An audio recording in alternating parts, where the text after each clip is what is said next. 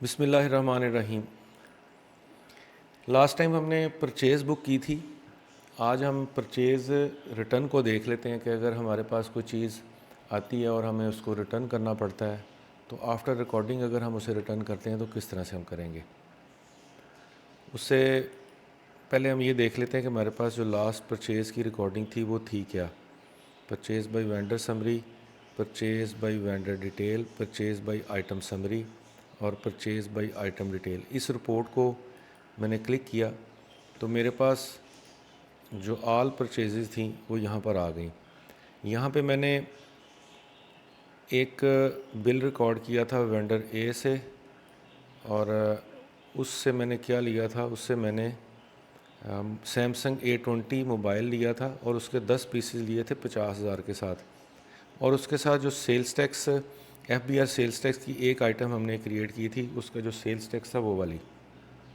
अभी हम इस 10 में से एक मोबाइल 50,000 के हिसाब से और प्लस उसका जो सेल्स टैक्स है उसको हम रिटर्न करते हैं और देखते हैं कि क्या ये रिटर्न होता है या नहीं होता। तो वेंडर में जाते हैं, वेंडर में जाके एंटर बिल।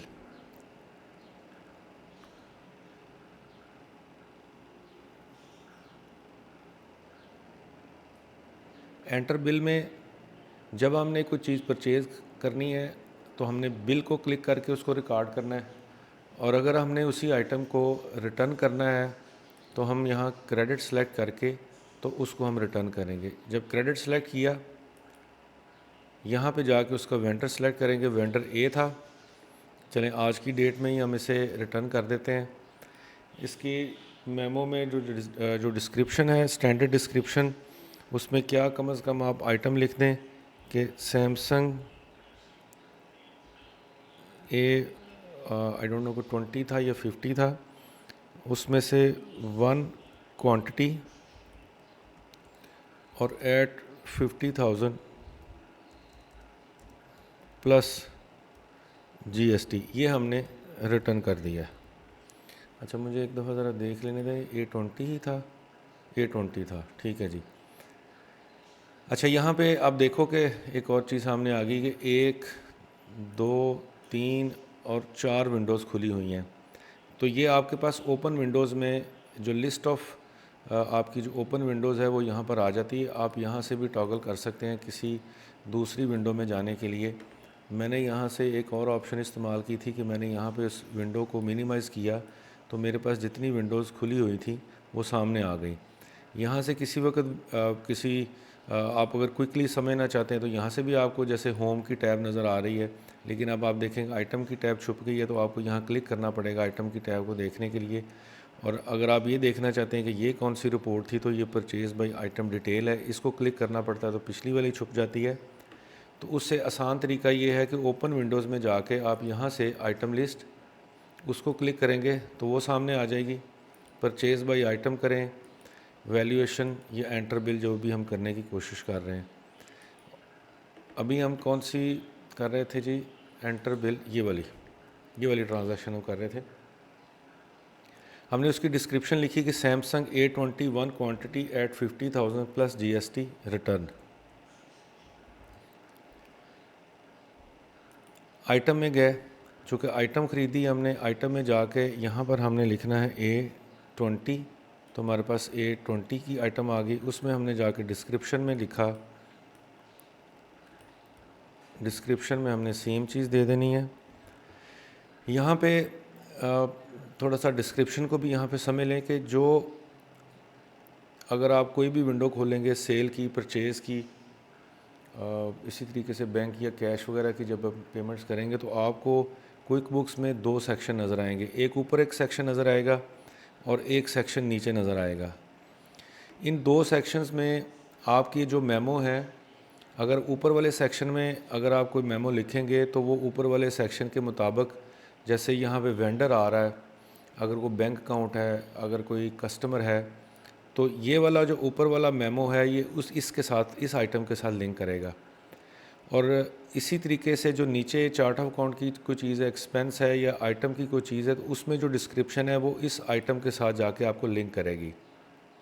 यानी कि अगर आप यहाँ पे आइटम में मेमो नहीं डालते, सॉरी इस सेक्शन में मेमो नहीं डालते, तो इसका मतलब है कि अगर आप वेंडर ए को ओपन करके देखेंगे तो ये ट्रांजैक्शन अमाउंट के साथ तो रिकॉर्ड होगी, उसका वेंडर होगा, डेट होगी और ये अमाउंट होगी, लेकिन उसका यहाँ पे मेमो आपको नज़र नहीं आएगा। इसको भी हम थोड़ी देर में चेक कर लेते हैं। फ़िलहाल मैंने इसको वापस कंट्रोल पेस्ट कर दिया। डिस्क्रिप्शंस पर आ जाएं। एक क्वांटिटी थी और उसकी मेरी जो कॉस्ट है वो मेरी 50,000 की है। टैब के साथ मैं इसे ऑपरेट कर रहा हूँ। उसके बाद मैंने FBR का जो सेल्स टैक्स था उसको भी मैं डिस्क्रिप्शन में वही लिख देता हूँ। इसमें एक क्वांटिटी है। अच्छा, एक आइटम के ऊपर हमारा सेल्स टैक्स कितना बन रहा है यार? एक मिनट, ज़रा क्विकली ज़रा कैलकुलेटर खोल के मैं देखूँ कितना आ रहा था।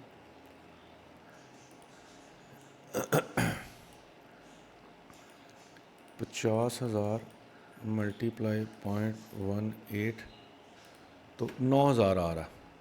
तो एक आइटम के साथ जो सेल्स टैक्स उसके साथ मुतलका सेल्स टैक्स था वो 9,000 का था। उसको मैंने यहाँ लिखा, टैब किया और अब इसको मैं यहाँ पे सेव एंड क्लोज़ कर देता हूँ।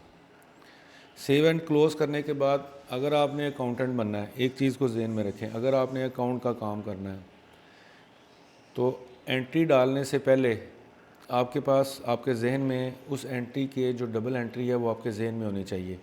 मैं जी परचेज़ कर रहा हूँ तो इसका मतलब है कि मेरी कोई इन्वेंट्री डेबिट होगी, कोई इनपुट टैक्स डेबिट होगा और मेरा कोई वेंडर क्रेडिट होगा। अगर मैं परचेज़ रिटर्न कर रहा हूँ तो इसका मतलब है कि मेरा वेंडर डेबिट हो जाएगा, मेरा सेल्स टैक्स क्रेडिट हो जाएगा और मेरी इन्वेंट्री क्रेडिट होनी चाहिए। अच्छा, अब दोनों सिचुएशंस में, यानी कि जब मैंने परचेज़ किया या जो मैंने सेल किया, सॉरी रिटर्न किया, जो कि इस वक्त हम रिटर्न कर रहे हैं, तो मेरी जो डबल एंट्री में जो चार्ट ऑफ अकाउंट के हेड्स आ रहे हैं, जो चार्ट ऑफ अकाउंट के अकाउंट्स आ रहे हैं, वो अकाउंट मैंने पहले खोल लेने हैं। उस एंट्री को डालने से पहले मैंने खोल लेने। जैसे आपने देखा कि मैंने इन्वेंट्री को डालने से पहले यहाँ पे इन्वेंट्री की रिपोर्ट खोल ली हुई थी। मैंने एंट्री रिकॉर्ड करके फ़ौरी तौर पे अपनी रिपोर्ट में जाके देखना है कि क्या उसका फैक्ट वही आ रहा है जो मेरे जहन में है, जो मेरी अंडरस्टैंडिंग है, क्या उसी के मुताबिक ये इफ़ेक्ट आ रहा है। हो सकता है कि आपने सोचा ठीक हो और एंटर गलत कर दिया हो तो भी आपको सामने नज़र आ जाएगा। हो सकता है कि आपने सोचा गलत हो, फैक्ट ठीक आ गया हो, तो आप उसको भी करेक्ट कर सकते हैं। तो यहाँ पर आप देखें कि यहाँ पे मेरे पास जो सैमसंग A20 था, उस सैमसंग A20 में मेरे पास वेंडर ए की 10 आइटम्स आई थी। उन 10 आइटम्स का 50,000 के साथ 5 लाख का मेरा परचेज़ हुआ था। उसका मैंने जब एक आइटम को यहाँ पे रिटर्न किया तो उसने यहाँ मनफी कर दिया, उसकी 50,000 की कॉस्ट निकाली और अब उसने मेरी इन्वेंट्री बना दी है 4.5 लाख की। यही चीज़ अगर आप नीचे देखें तो अच्छा, यहाँ पे जो अदर चार्जेस हैं ना, इसमें ये जो क्वांटिटीज़ है ना, इसको आप इग्नोर कीजिएगा। ये क्वांटिटी लिखनी पड़ती है। अगर हम आइटम के तौर पर इसको डील ना करें तो हमसे ये कंट्रोल नहीं होगा ओवरऑल सेल्स टैक्स का मामला। लेकिन यहाँ पे जो क्वांटिटी है वो आप इसके साथ को रिलेट भी कर सकते हैं और इसके अलावा भी आप इसे कुछ भी लिख दें, उससे फ़र्क नहीं पड़ता। तो ये वाली जो क्वांटिटी है जो सिर्फ सेल्स टैक्स की रिकॉर्डिंग को यानी कि पॉसिबल बनाने के लिए मैंने की थी। जैसे पहले मैंने एक किया था, हालांकि 10 यूनिट ख़रीदे थे, और यहाँ अब मनफी एक कर रहा हूँ, हालांकि सिर्फ एक ही मैंने रिटर्न किया। इसको आपने इग्नोर कर देना। इस एरिया को आपने इस एरिया पे फोकस करना है कि 90,000 का सेल्स टैक्स था, ये 10 यूनिट्स का था। उसमें से एक यूनिट मैंने जब उसको रिटर्न किया तो मेरे पास 9,000 रिटर्न हो गया, तो मेरे पास 81,000 का सेल्स टैक्स बच गया। तो ये दोनों चीज़ें ठीक हो गई हैं इन्वेंट्री की रिपोर्ट की हद तक। अब हम साथ में एक वेंडर की रिपोर्ट भी निकाल के देख लेते हैं कि वेंडर में इनिशली जो 20 आइटम्स ख़रीदे थे उसकी रिकॉर्डिंग क्या थी, और एक को अभी हमने रिटर्न किया है तो उसकी रिकॉर्डिंग क्या है। उसके लिए क्या है, रिपोर्ट्स में जाके वेंडर एंड पेबल में जाके vendor balance summary, vendor balance summary में मेरे पास ये आल की रिपोर्ट आ गई और आज की डेट के साथ वेंडर ए की रिपोर्ट आ गई। इसको मैंने यहाँ पे डबल क्लिक किया, डबल क्लिक करता हूँ तो अब ये वेंडर ए की मेरे पास उसकी जो लेजर है उसका वो मेरे सामने आ गया। मैंने अभी आपसे थोड़ी देर पहले ये कहा कि जो अहम एंट्रीज़ हैं, जैसे रिटर्न में कौन सी चीज़ें इफ़ेक्ट हो रही थी, लेजर इफ़ेक्ट हो रहा था वेंडर का, और इन्वेंट्री और सेल टैक्स इफ़ेक्ट हो रहे थे।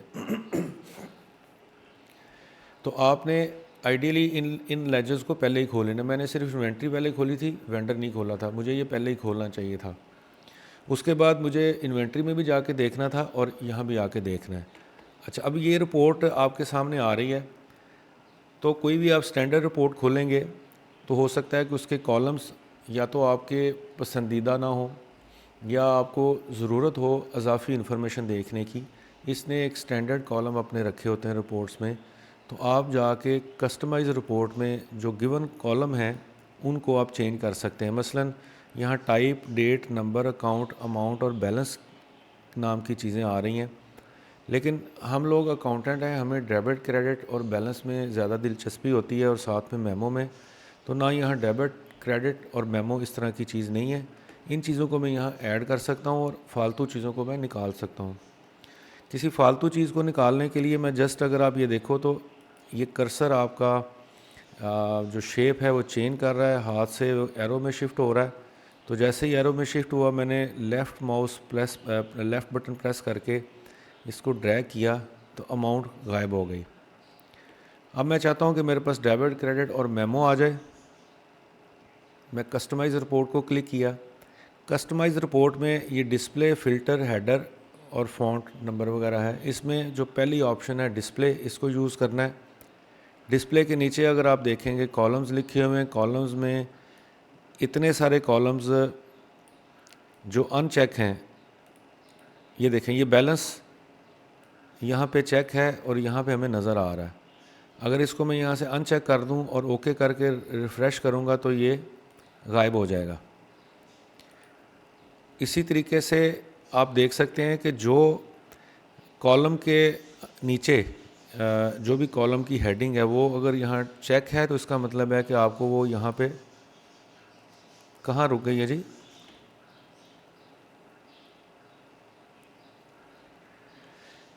अच्छा, अब फिर मैं दोबारा से शेयर कर दूँ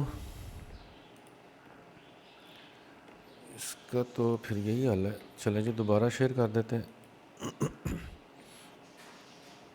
एंटायर स्क्रीन कर देते हैं जी। अब देखें जी क्या नज़र आ रहा है आपको?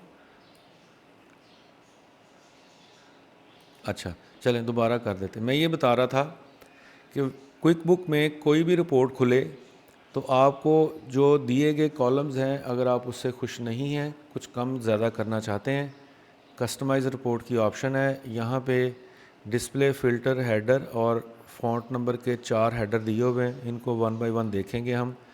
इस वक्त जो चीज़ सामने आ रही है वो ये आ रही है कि डिस्प्ले के अंदर जो कॉलम यहाँ पे चेक लगा हुआ है ये आपको डिस्प्ले में नज़र आएगा। ठीक है जी, ये लेफ़्ट मार्जिन है तो ये डेफिनेटली कोई ये वाला लेफ़्ट मार्जिन है। ठीक है जी, अगर इसको मैं ख़त्म करके देखूँ तो सही, वैसे मैंने भी इसको गौर नहीं किया कभी, तो लेट्स सी। हाँ जी, वही वाला लेफ़्ट मार्जिन था, वो ख़त्म हो गया। अगर आपको अच्छा लगता है, अगर नहीं लगता तो आप इसको चीज़ों को ऐड कर सकते हैं। अच्छा, इस तरीके से आप टाइप देखें तो यहाँ नज़र आ रहा है। ठीक है, तो यहाँ पे काफ़ी लंबी लिस्ट है, इसको किसी वक्त टाइम लगा के आप पढ़ लीजिएगा। जो इन्फॉर्मेशन आपने डाली होगी उसी के मुताबिक यहाँ पर आप लिख सकते हैं, लेकिन मुझे ये कम से कम पता है कि अगर मैं डेबिट लेना चाहूँ और क्रेडिट लेना चाहूँ और बैलेंस लेना चाहूँ तो मैं उनके पहले लेटर्स लिखता हूँ, फ़िल्टर हो जाता है, उसके बाद उसे चेक करता हूँ, ओके करूँगा।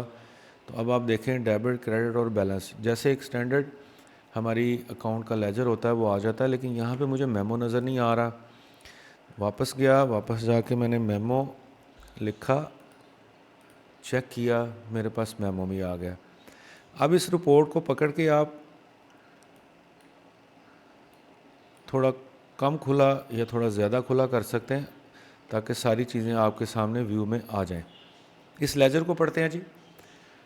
बात हम ये कर रहे थे कि हमने रिटर्न किया, रिटर्न करने से पहले आपके जहन में उसकी एंट्री होनी चाहिए। एंट्री के मुताबिक आप उसकी डाटा फीडिंग की, फीडिंग के बाद आपने उसको जाके एक दफ़ा लाजमी देखना है कि जो मैंने रिकॉर्डिंग की थी क्या वो अपने मुतलका अकाउंट्स में, राइट अकाउंट्स में पहुंच गई है। और राइट साइड पे हो सकता है कि गलती से आप उल्टी साइड पे कर दें तो गड़बड़ हो सकती है।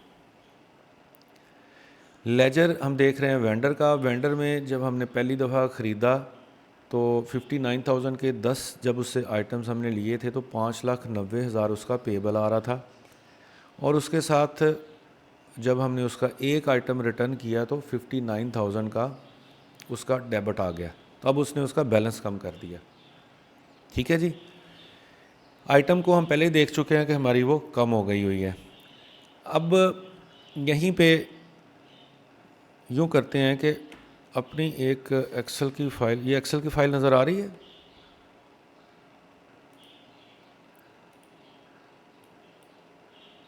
अच्छा, यहाँ पे हमने जो अपनी नॉर्मल ट्रेनिंग फ़ाइल एक्सेल की एक बनाई हुई है, क्विक बुक, और इसको मैं डबल एंट्रीज़ के नाम कर देता हूँ। क्विक बुक की डबल एंट्रीज़ है। यहाँ पे हम अपना जो अकाउंटिंग का कॉन्सेप्ट है डबल एंट्रीज़ के हवाले से उसको भी साथ साथ लेके चलेंगे, क्योंकि अगर आपकी डबल एंट्री स्ट्रॉन्ग नहीं होगी तो आप ना तो आप किसी चीज़ को प्रैक्टिकली अच्छे तरीके से कर सकेंगे, ना आप उसको अपना क्या कहते हैं कि बुक कीपिंग में आप उस चीज़ को अच्छे तरीके से कर सकते हैं, और ना अल्टीमेटली आप उन्हीं चीज़ों का ऑडिट कर सकते हैं। क्योंकि जो चीज़ आप बुक कीपिंग में करेंगे, जितना आपके पास अच्छा बिज़नेस का नॉलेज होगा, जितना आपके पास ट्रांजैक्शन का अच्छा नॉलेज होगा, जितना आपके पास ऑडिट स्टैंडर्ड्स का अच्छा नॉलेज होगा, उसी हिसाब से फिर आप उसका अच्छा ऑडिट कर सकते हैं। तो ऑडिट के जो बहुत सारे जो रिक्वायरमेंट्स हैं उनमें से एक जो मेन रिक्वायरमेंट है वो है कि नॉलेज ऑफ द बिज़नेस की अंडरस्टैंडिंग, और उसके साथ जो अकाउंटिंग है उसका जो अच्छा और स्ट्रॉन्ग आपके साथ अंडरस्टैंडिंग होनी चाहिए। तो इसलिए जो भी एंट्री मैं फोकस जिसको मैं आपको फोर्स करवा रहा हूँ, जिसको मैं आपको फोकस करवा रहा हूँ, वो हम यहाँ पे साथ साथ लिखेंगे ताकि आप उसको बाद में रेफ़र कर सकें क्विकली।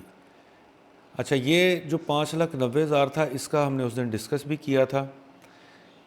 यहाँ पे जब मैंने इस रिपोर्ट को खोला तो रिपोर्ट के अंदर अगर आप देखते हैं तो इस रिपोर्ट के अंदर ट्रांजैक्शन जर्नल है। मैंने आपको बताया था कि आप इस ट्रांजैक्शन जर्नल को ज़रूर खोल के तो उसमें उसको स्टडी किया करें कि एक्चुअली डेबिट क्रेडिट हो क्या रहा है। ठीक है जी। अच्छा जी, अब ये जो डेबिट क्रेडिट हो रहा है ये मैं एक्सेल में लेके जाना चाह रहा हूँ। तो एक तरीका तो ये है कि मैं यहाँ से देखूँ और यहाँ पे किधर चला गया, यहाँ पे मैं उसको टाइप करना शुरू कर दूँ। वो भी एक अच्छी प्रैक्टिस हो सकती है कि जब देख के आप टाइप करते हैं तो आपकी लर्निंग बेहतर होगी। लेकिन मैं इसमें आप लोगों की अंडरस्टैंडिंग के लिए एक और फीचर इसका आपके सामने रखता हूँ। वो ये है कि कोई भी रिपोर्ट आपकी क्विक बुक के अंदर है उसको आप एक्सेल में ट्रांसफ़र कर सकते हैं। एक्सेल की टैब को क्लिक करने के बाद आपने उसे एक्सपोर्ट किया। यहाँ पे न्यू और एग्जिस्टिंग और अपडेट, अभी हम सिर्फ न्यू वर्कशीट की बात करेंगे। इसको मैंने एक्सपोर्ट किया।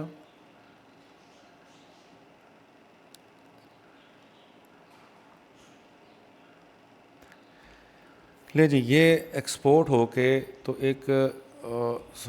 ये एक्सपोर्ट होके तो ये इस बुक 2 में एंट्री उसने पूरी की पूरी मुझे यहाँ पे एक्सपोर्ट कर दी।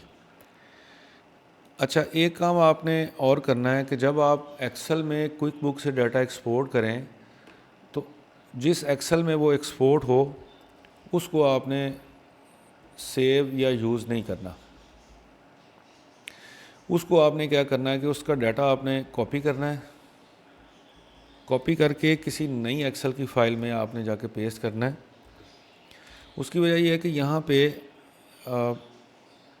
इसके वीबी लिंक्स वाली एक शीट भी आती होती है साथ में, वो इस वक्त नज़र नहीं आ रही, लेकिन अमूमन इसके साथ वीबी लिंक्स वगैरह आ रहे होते हैं, वो आपको तंग करते हैं। और सरे दस्त अगर आप यहाँ देखें तो यहाँ ऑटो सेव यहाँ पे ऑफ पड़ा हुआ है। ये भी चीज़ बता रहा है कि इसमें कोई वीबी लिंक्स वाला मामला है, इसमें कोई मैक्रो लगे हुए हैं। तो इस वाली फ़ाइल को अगर हम वन ड्राइव में सेव करेंगे तो ये ऑटो सेव नहीं होगी। आपको कंट्रोल एस करने की आदत रही नहीं है। एक तो ये प्रॉब्लम हो जाएगा, क्योंकि ये देखें ज़रा, दूसरी शीट में अगर मैं जाता हूँ तो ये ऑटो सेव ऑन पड़ा हुआ है। तो इसका मतलब है कि इस फाइल में वीबी लिंक या मैक्रो इनेबल नहीं है। जिस फाइल में वीबी यानी कि विजुअल बेसिक्स लिंक्स होते हैं एक्सेल के और उसमें मैक्रोज होते हैं, अगर वो इनेबल हो तो आपका ये जो ऑटो सेव है ये काम नहीं करता। एक चीज़, दूसरा ये है कि ये फ़ाइल जब आप इसको मैनिपुलेट करने की कोशिश करते हैं, कुछ प्लस माइनस करने की कोशिश करते हैं, तो ये डायरेक्टली आपको अच्छे तरीके से रिस्पॉन्स नहीं करती। तो over the period of time result यही निकला कि जब आप एक्सेल एक्सपोर्ट कर लें तो ये डाटे को अगर आपने कहीं सेव करना, अगर वक्ती तौर पे थोड़ा बहुत यूज़ करना है तो फिर कोई इशू नहीं है, यहीं पे आप काट छांट करें, बात ख़त्म। लेकिन इस डाटे को आपने एक परमानेंट रिपोर्ट का हिस्सा बनाना है तो बेहतर है कि आप इसकी पूरी इन्फॉर्मेशन को कॉपी करें और नई एक्सेल की फ़ाइल में आप उसको पेस्ट करें और वो वाली फ़ाइल आप सेव करें। और यहाँ ऑटो सेव ऑन के ऊपर आपने हमेशा ध्यान रखना है, ये वन ड्राइव से तल्लक है इस चीज़ का। एनीवेज जी, ये फ़ाइल मेरी इजाफी होगी, इसको मैंने बंद कर दिया, डू नॉट सेव। अब ये मेरे पास स्टैंडर्ड एंट्री आ गई। अच्छा, एक्सेल में जब एक्सपोर्ट करता है तो आई डोंट नो कि ये कॉलम साथ में दे देता है, मे बी इसका भी कोई हल हो, मुझे इसका नहीं पता। अगर आप में से बता सके किसी लेटेस्ट स्टेज पे भी तो ये एक अच्छी टिप होगी। अच्छा खैर जी, मैं इन कॉलम्स को बिल्कुल नहीं छेड़ रहा, मैं जस्ट एंट्री के ऊपर फोकस कर रहा हूँ। और एंट्री मेरी क्या है, मेरी एंट्री जो डबल एंट्री है, जब मैं कोई चीज़ परचेज़ करूँगा तो उस वक़्त क्या होगा कि अकाउंट पेएबल मेरा क्रेडिट होगा, इन्वेंट्री मेरी डेबिट होगी और इनपुट सेल्स टैक्स मेरा डेबिट होगा। ये मेरी एंट्री है। परचेज़ बुक करने से पहले मुझे इस एंट्री का पता होना चाहिए। उसके बाद परचेज़ बुक करने के बाद मुझे मुतलका लेजर्स में जाके इसको कंफर्म भी करना है कि क्या अकाउंट पेएबल में वाकई क्रेडिट हुआ था, क्या इन्वेंट्री में वाकई डेबिट हुआ, क्या सेल्स टैक्स में वाकई डेबिट हुआ। ओके, अब इसी के साथ मेरी जो दूसरी एंट्री है वो है रिटर्न की। इसको मैं बंद करता हूँ, इसको भी मैंने यहाँ से क्लोज़ किया। अभी ये मैंने ये वाली डबल क्लिक की थी, अभी वेंडर लेजर के अंदर ये जो 59,000 डेबिट हो रहा है, इसको मैंने डबल क्लिक किया तो उसका जो क्रेडिट मेमो था, जो क्रेडिट ट्रांजैक्शन थी, वो मेरे सामने आ गई। इसमें भी मैं रिपोर्ट में गया, ट्रांजैक्शन जर्नल देखा तो ट्रांजैक्शन जर्नल में भी मेरे साथ वो सारी चीज़ें आ गई।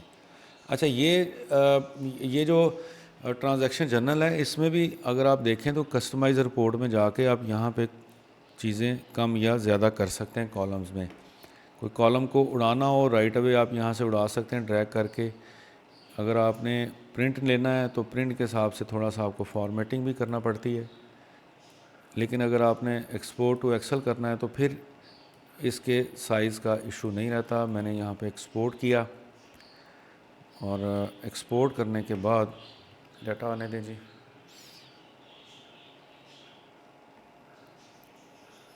अच्छा जी, अब यहाँ से मैंने इसको कॉपी किया, कॉपी करके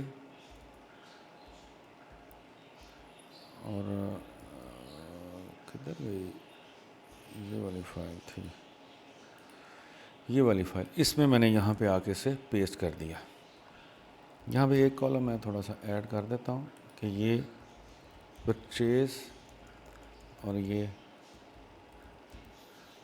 बल्कि कॉलम ऐड करें कि इधर ही लिख देते हैं, यहाँ लिख देते हैं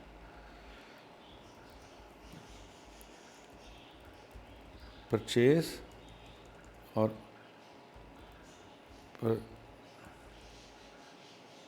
ये मैंने वही नहीं एंट्री कर दी यार, ये तो वही कॉपी हो गया। एक मिनट ठहरो, क्या गड़बड़ की है। एक्सपोर्ट कौन सी एंट्री हुई है,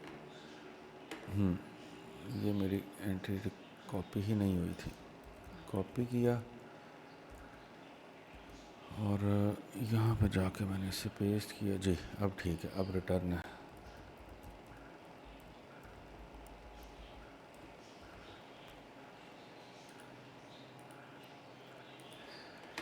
अभी जब मैंने रिटर्न किया तो मुझे पता है कि रिटर्न करते वक्त अकाउंट पेएबल मेरा डेबिट होगा, इन्वेंट्री मेरी क्रेडिट होगी और सेल्स टैक्स मेरा क्रेडिट होगा। यहाँ पे जस्ट मैं आप लोगों को एक चीज़ हाईलाइट कर दूँ कि अकाउंट पेएबल में आप देखें तो इन्वेंट्री और सेल्स टैक्स की दोनों आइटम्स यानी कि यहाँ रिफ्लेक्ट हो रही हैं। अकाउंट पेएबल आपका सेल्स टैक्स के साथ क्रेडिट होता है और जब आपने कोई आइटम रिटर्न करनी है तो सेल्स टैक्स साथ में वापस करना है। ठीक हो गया जी? यहाँ तक का कोई क्वेश्चन है तो पूछ लें जी।